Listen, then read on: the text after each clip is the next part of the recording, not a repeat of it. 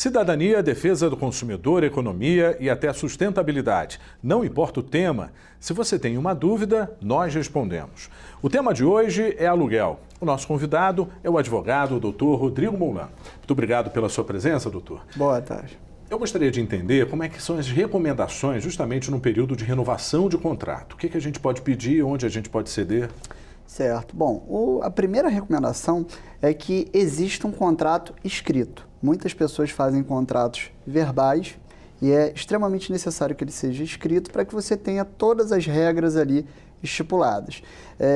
Quando você fala sobre contrato, você tem também a questão do prazo para renovação, do prazo do contrato. Muitas pessoas ficam em dúvida, quanto tempo pode ter o meu contrato? Na verdade, não existe um tempo fixo. O mais importante é que o contrato obedeça às especificações para que ele não seja, por exemplo, de temporada. Você tem que ter, por exemplo, mais de 6 meses num contrato, mas ele pode ser de 1 ano, ele pode ser de 30 meses.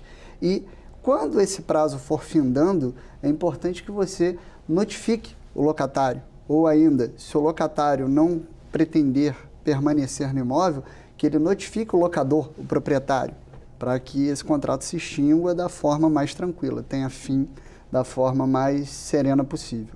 Bom, são várias dúvidas, vamos acompanhar a primeira pergunta. A responsabilidade pela obra do imóvel é do proprietário ou do inquilino? Certo. Não existe uma regra fixa se a responsabilidade será do proprietário ou do inquilino. Isso depende. Como assim depende? Se nós temos, por exemplo, uma obra estrutural ou uma obra que visa trazer de volta a habitação do imóvel, né, a possibilidade de se viver dentro daquele imóvel, como, por exemplo, elétrica, hidráulica, telhado, essa obrigação é do proprietário. Agora, as obras de manutenção do imóvel, né, para que ele se mantenha naquele estado que foi entregue, como, por exemplo, pintura, um reparo, um pequeno reparo, essas são do locatário. Óbvio que você tem algumas questões aí que vão ser sui generis, vão ser específicas. Como assim? Você tem um imóvel, primeira locação, certo? Então, telhados, encanamentos, tudo está novo. Vamos supor que por uma festa ou por um acidente, alguma coisa, esse telhado seja destruído ou o muro seja destruído. Essa obrigação, por óbvio, vai ser do locatário se a culpa foi dele por esse incidente. Tudo passa também pelo bom senso, né? Se a relação for boa, pode-se abrir mão de alguns detalhes. Sim, perfeito. Como nós falamos de um contrato, pode haver a convenção entre as partes, ou seja, as partes podem convergir ali da forma que elas melhor entenderem. Só que é sempre bom, óbvio, você colocar limites nesse contrato. E daí eu volto àquela necessidade que eu falei inicial de você ter um contrato escrito, para que esses limites estejam perfeitamente estabelecidos. Vamos então para mais uma pergunta. Por que o proprietário do imóvel pode encerrar o contrato antes do prazo? Bom, essa pergunta aí, na verdade, ela merece uma complementação. O proprietário pode encerrar o contrato antes do prazo? Pode. O locatário também pode encerrar antes do prazo. Só que nós temos circunstâncias específicas. Quais seriam essas, por exemplo?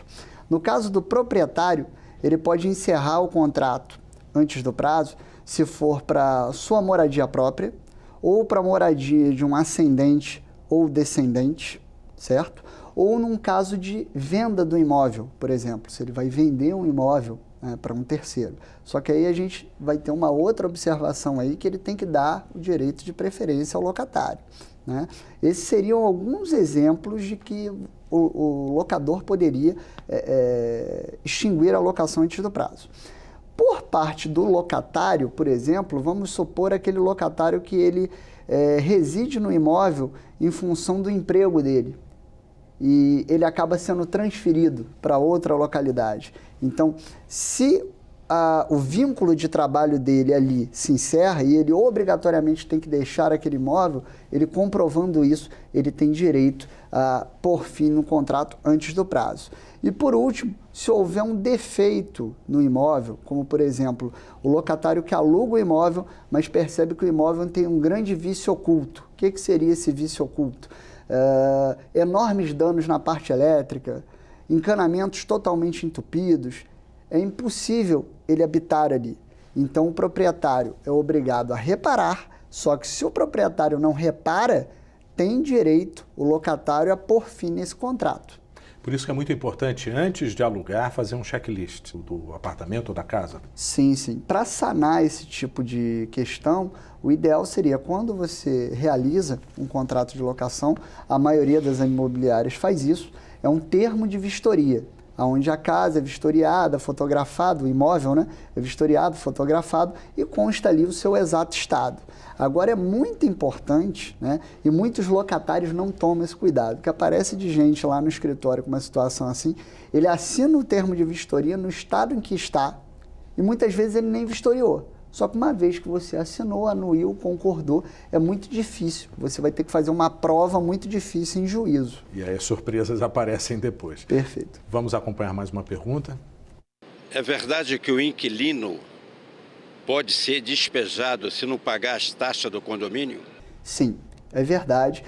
Na verdade, as taxas de condomínio, elas são uma obrigação acessória do imóvel, assim como o IPTU também.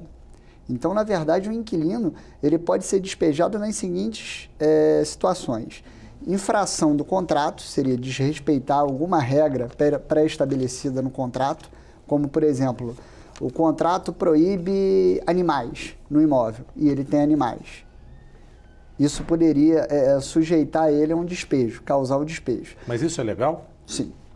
Se a proibição estiver explícita no contrato, até porque eu posso te dar um exemplo, você pode ter um condomínio, né, de apartamentos que não permite animais. Mas é legal ou não? Sim, é legal. A gente tem uma discussão, existe uma discussão hoje em dia que chega a ir ao STJ dos condomínios que proíbem animais. Só que essa norma vem depois da moradia de alguns condôminos que já tinham animais.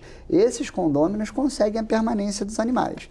Mas o ideal sempre não é, como é que eu vou dizer, uma regra estanque. O ideal sempre é você, na assembleia, né, ou nas mudanças na convenção de condomínio, você pleitear o seu direito ali com os demais condôminos, com o síndico. Mas voltando ao que a gente estava falando, o contrato pode ser extinto, o condômino pode ser despejado no caso de uma falta no contrato, no caso do não pagamento do aluguel e do não pagamento de qualquer acessório desse aluguel. E aí a gente pode falar do IPTU, né, do condomínio. O condomínio leva até o imóvel a leilão. Se você não pagar o imóvel, você pode perder. Então, é preponderante, né, fundamental que sejam pagas essas taxas, senão será ensejado o despejo. Vamos para mais uma pergunta? É permitido ao inquilino alugar o imóvel para outra pessoa? Normalmente, em 90% das vezes, não. Isso é uma regra já estabelecida em praticamente todos os contratos de locação comercial e residencial. Ou seja, a vedação à sublocação. É proibida a sublocação, certo? Só que para você exercer esse direito a essa proibição, mais uma vez eu bato aqui, é necessário que esteja o quê? Estipulado no contrato. Porque a gente observa alguns apartamentos até em áreas mais valorizadas, ou seja, mais procuradas em período de férias, que acabam alugando até cômodos, né? Sim, sim. Quarto, num dispositivo da internet, por exemplo, acaba alugando. Isso é permitido ou não? Então, isso é permitido desde que o contrato não vede, desde que o contrato expressamente não proíba, certo? Mas aí você vai me perguntar, Rodrigo, como assim o contrato não proibir expressamente? Você pode ter o caso, por exemplo, de um contrato que diz: essa locação se destina apenas a fins residenciais. E aí essa pessoa, que é o locatário, o inquilino, ela está alugando o imóvel, mas ela está sublocando para outras pessoas e tendo lucro. Ele estabelece um comércio aí, ele já está contrariando o contrato. Até mesmo na tentativa de fazer um co-work, como acontece muito. Você já perdeu o objeto do contrato, que é o quê? A locação residencial. Perfeito o seu exemplo. Se ele abre um coworking ali, o coworking é uma fonte de renda, é um comércio. Não é uma locação comercial, é uma locação residencial. Ele quebrou a regra, ele vai ter que entregar o imóvel ou então sanar esse problema, deixar de descumprir o contrato. Vamos para mais uma pergunta. Quem deve pagar a cota extra do imóvel, o inquilino ou o proprietário? Essa é uma questão, até observei ali, muito polêmica. Ele é advogado também. Essa é uma questão muito polêmica e ela coloca dúvidas, né, em proprietários, inquilinos, advogados e até administradores de imóvel. Por quê? A taxa extra de condomínio, normalmente, naturalmente, ela se destina às despesas extraordinárias. Quando a gente fala de despesas condominiais, a gente tem as ordinárias e as extraordinárias. As ordinárias são aquelas do dia a dia, para manutenção do condomínio.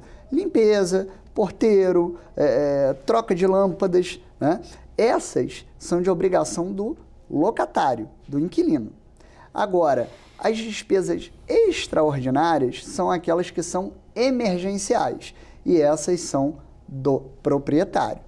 E aí vai surgir a grande dúvida, mas quando que uma obra é emergencial? Aí uma boa regra para a gente poder fazer essa diferenciação é toda aquela obra que é uma obra que é ligada à estrutura, né, a um grande reparo, né, ou uma obra que vai aproveitar depois ao proprietário. O que seria, por exemplo, uma obra que vai aproveitar ao proprietário? Uma reforma em toda a fachada do condomínio. Quando aquele imóvel for vendido, o locatário nada leva, e sim o proprietário. Mas uma questão que é polêmica e curiosa, por exemplo, elevador.